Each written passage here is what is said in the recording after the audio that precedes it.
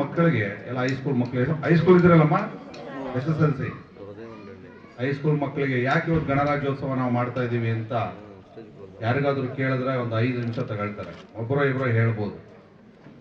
ಇದ್ರ ಆಚರಣೆ ಯಾವಾಗ ಅರ್ಥಪೂರ್ಣ ಆಗ್ತದೆ ಅಂದ್ರೆ ಯಾಕೆ ನಾವು ಇವತ್ತು 26ನೇ ತಾರೀಕು ಗಣರಾಜ್ಯೋತ್ಸವ ಮಾಡ್ತಾ ಇದ್ದೀವಿ ಅಂದ್ರೆ ಅದನ್ನ ಪೂರ್ಣವಾಗಿ ಮಕ್ಕಳು ಅರ್ಥ ಮಾಡ್ಕೋಬೇಕು. ದೊಡ್ಡವರು ತಿಳ್ಕೊಳ್ದಿದ್ರು ನಡೀತದೆ, ಬೆಳೆಯೋ ಮಕ್ಕಳು ಇದನ್ನ ಅರ್ಥ ಮಾಡ್ಕೋಬೇಕು.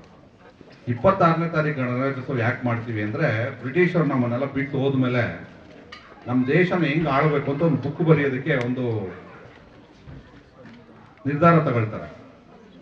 ಯಾರ್ಯಾರು ಅದರಲ್ಲಿ ಸೇರ್ಬೇಕು ಅಂದ್ರೆ ಬಹಳಷ್ಟು ಜನನ ಹಾಕಿ ಡಾಕ್ಟರ್ BR ಅಂಬೇಡ್ಕರ್ ಅವರನ್ನ ಆ ಪುಸ್ತಕ ಬರೆಯೋದ್ರ ಡ್ರಾಫ್ಟಿಂಗ್ ಕಮಿಟಿ ಅಂತ ಹೇಳ್ತಾರೆ.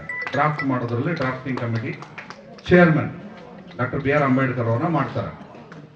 ಬಹಳಷ್ಟು ದೇಶಗಳಲ್ಲಿ ಹೋಗಿ ಸ್ಟಡಿ ಮಾಡಿ ನಮ್ಮ ದೇಶದಲ್ಲಿ ಯಾವ ರೀತಿ ಕಾನೂನು ಕಟ್ಟಳೆಗಳು ಮಾಡಿದ್ರೆ ನಮ್ಮ ದೇಶನ ಮುಂದೆ ನಡ್ಸ್ಕೊಂಡು ಹೋಗ್ಬೋದು ನಾವು ಸ್ವತಂತ್ರ ಸಿಕ್ಕದ ಮೇಲೆ ಅಂತ ಎಲ್ಲ ಕಲಿತು ಅದನ್ನೊಂದು ಬುಕ್ಕನ್ನ ಈ ಡ್ರಾಫ್ಟ್ ಬರೆದು ಅದನ್ನ ಒಂದು ದಿವಸ ನಾವು ಅದನ್ನ ನಮಗೆ ಹರಪಿಸ್ಕೋತೀವಿ. ಇವತ್ತಿಂದ ಆಚೆಗೆ ನಾವು ಈ ಪುಸ್ತಕವನ್ನ ಫಾಲೋ ಮಾಡಬೇಕು.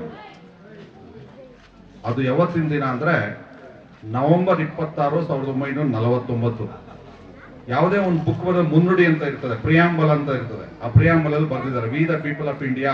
ಮಕ್ಕಳು ನೀಟಾಗಿ ಕೇಳಿಸ್ಕೊಳ್ಳಿ, ನಮ್ಮ ಕಾನ್ಸ್ಟಿಟ್ಯೂಷನ್ ಅಲ್ಲಿ ಸಂವಿಧಾನದಲ್ಲಿ ಹೆಂಗ್ ಶುರುವಾಗುತ್ತೆ ಅಂದ್ರೆ we the people of India solemnly resolve to constitute adopt this constitution and 26th November 1949 26 November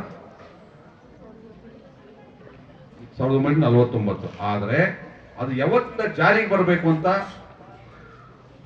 ಅವತ್ತೇ ಡಿಸೈಡ್ ಮಾಡ್ತಾರೆ. ಯಾವತ್ತಿಂದ ಜಾರಿಗೆ ಬರುತ್ತೋ ಆ ಸಂವಿಧಾನ ಅಂದ್ರೆ ಜನವರಿ 26, 1950, which will come into effect from January 26, 1950.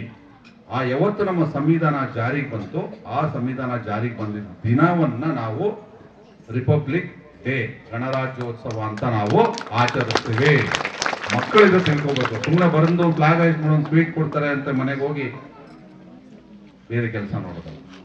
ಇವತ್ತು ಯಾಕೆ ವಿಶೇಷ ಅಂದ್ರೆ ನಮ್ಮ ವಕೀಲರು ವೆಂಕಟಾಚಲಪತಿ ಒಂದು ನಮ್ಮ ಗಾಂಧಿ ತಾತಂದು ಒಂದು ಸ್ಟ್ಯಾಚ್ಯೂ ಮಾಡಿದ್ರು, ಗೊತ್ತಲ್ಲ ಈಗ? ಅದು ಬಹಳ ವಿಶೇಷತೆ. ಗಾಂಧಿ ತಾತನ ಒಂದು ಕನಸಿತ್ತು, ನಮ್ಮ ದೇಶ ಹೆಂಗಿರ್ಬೇಕು, ನಮ್ಮ ಹಳ್ಳಿಗಳು ಹೆಂಗಿರ್ಬೇಕು, ನಮ್ಮ ದೇಶದ ಜನ ಯಾವ ರೀತಿ ನಾವು ಮುಂದೆ ಬದುಕಬೇಕು ಅನ್ನೋದು ಒಂದು ಕನಸಿತ್ತು. ಗ್ರಾಮ ಸ್ವರಾಜ್, ರಾಮರಾಜ್ಯ, ಗ್ರಾಮ ಸ್ವರಾಜ್ ಅಂತ ಹೇಳ್ತಾರೆ.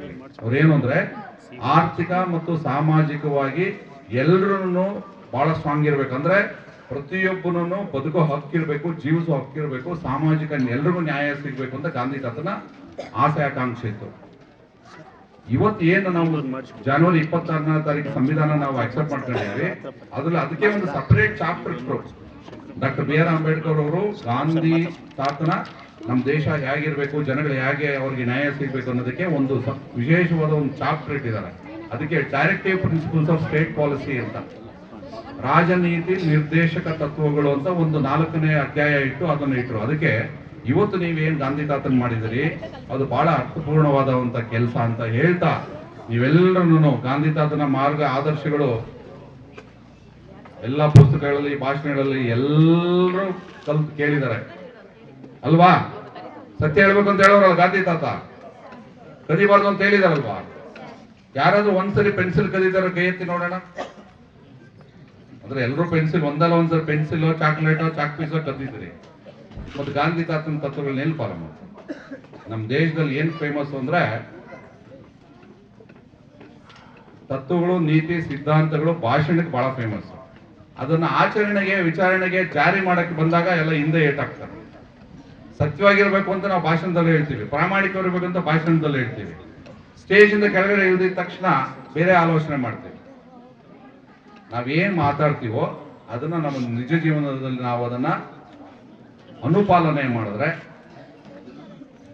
ಮಹಾನ್ ವ್ಯಕ್ತಿಗಳು ಹೇಳ್ಕೊಟ್ಟಿದ್ದಕ್ಕೂ ಸಾರ್ಥಕ, ನಾವು ಮಾತಾಡಿದ್ದಕ್ಕೂ ಸಾರ್ಥಕ ಅಂತೇಳಿ ನಿಮ್ಮ ಮಕ್ಕಳಿಗೆಲ್ಲ ನಿಮ್ಗೆಲ್ಲ ಒಳ್ಳೇದಾಗ್ಲಿ ಅಂತ ಹೇಳಿ ನನ್ನ ಕರೆದು ಪ್ರೀತಿಯಿಂದ ಒಂದು 2 ಮಾತಾಡೋಕೆ ಅವಕಾಶ ಮಾಡಿಕೊಟ್ಟಂತ ಶಾಲಾ ಮ್ಯಾನೇಜ್ಮೆಂಟ್ನವ್ರಿಗೆ, ಗ್ರಾಮಸ್ಥರಿಗೆ, ನಮ್ಮ ಜನಪ್ರತಿನಿಧಿಗಳು, ಗ್ರಾಮ ಪಂಚಾಯತಿ ಅಧ್ಯಕ್ಷರು ಉಪಾಧ್ಯಕ್ಷರು ಎಲ್ಲರಿಗೂ ತುಂಬ ಧನ್ಯವಾದಗಳನ್ನು ಹೇಳಿ ನಾನು ಮಾತು ಮುಗಿಸ್ತೀನಿ. ಜೈ ಹಿಂದ್, ಜೈ ಕರ್ನಾಟಕ.